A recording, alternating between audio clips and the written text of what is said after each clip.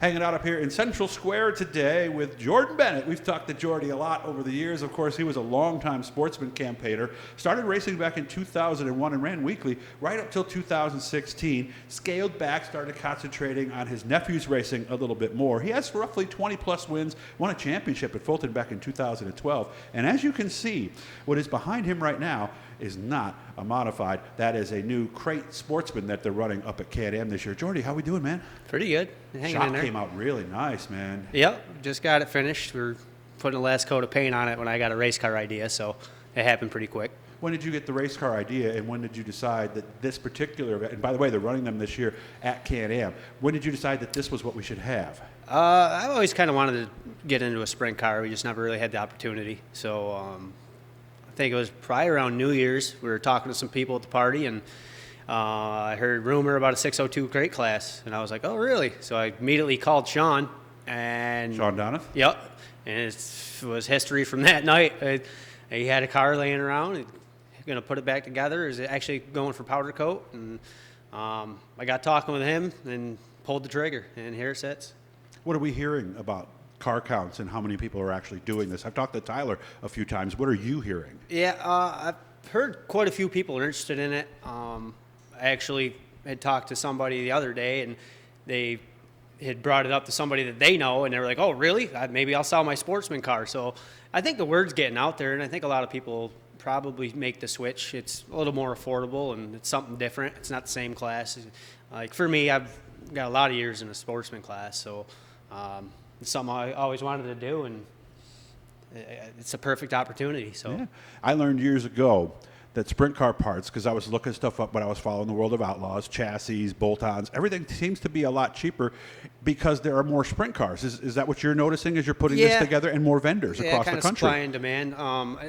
In a modified class, I guess we all just willing to pay whatever. There's never any cap on it. If they raise the price, we're still going to buy it. And it's just kind of the way it goes. But I think the sprint car is probably the way to go. You wreck a little bit harder when you do wreck. Right. You know, so you're probably going to have a pretty good amount of money in fixing it. But you know, the axles are half the price. The bars are cheaper. The wings, I can go through a couple sets of wings before I can afford to put a body on a modified car. What's the top wing going for now? I think it was like $700. Okay.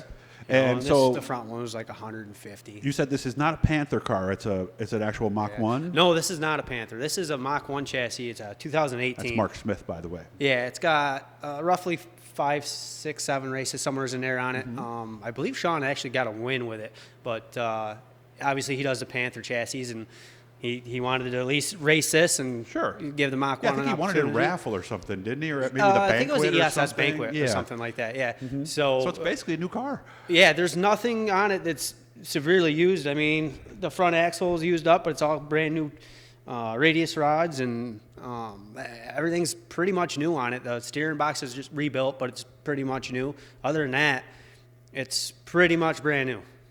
So what are we talking about? How much are we going to have into this by the time it's done compared to what your sportsman? Because I've heard if you, with a brand new certified motor and a brand new sportsman, you're right around 50 now, aren't you? It's a pretty good chunk of change. I was searching around. I did a lot of research on them, and I was looking around. I wanted to buy a modified car.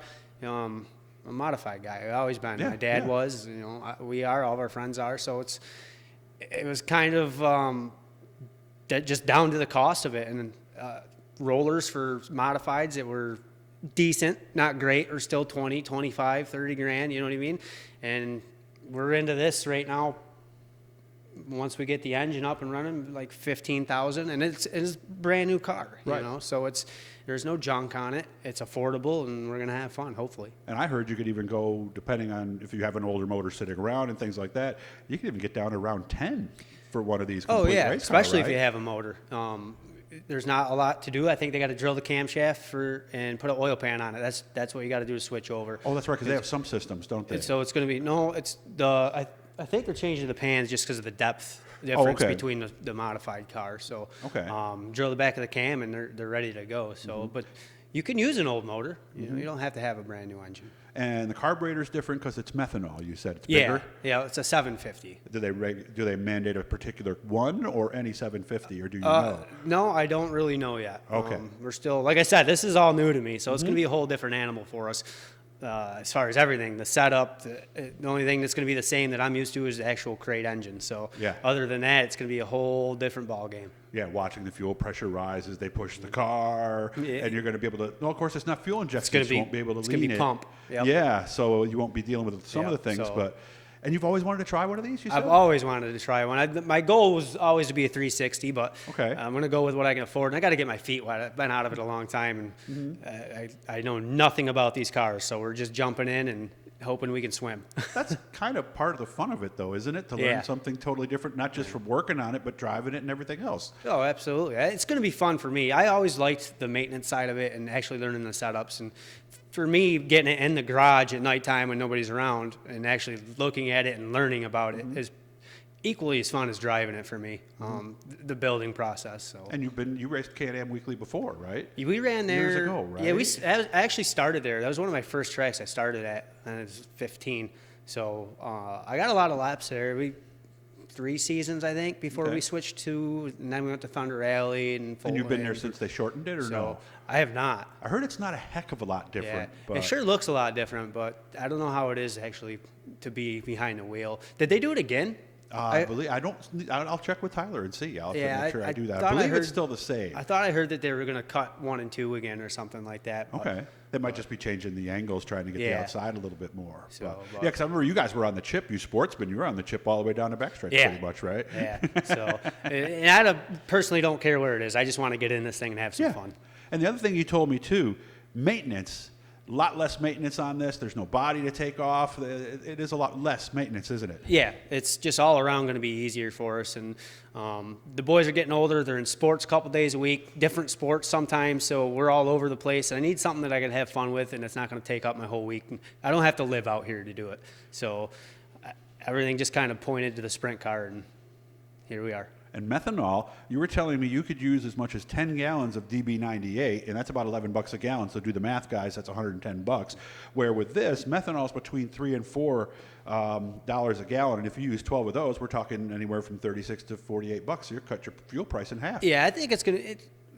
Hopefully, it's going to be cheaper for us. Right. You know, like I said, I've never ran it, but just talking to everybody, it burns faster. Obviously, it's like Yeah, 2 about to 1. 2.5, Right? something Yeah, like 2 to that. 1. But it's so cheap. At that point, we're still going to be saving money. So, it's kind of a no-brainer. Everything was a little bit cheaper, and hopefully things are riot.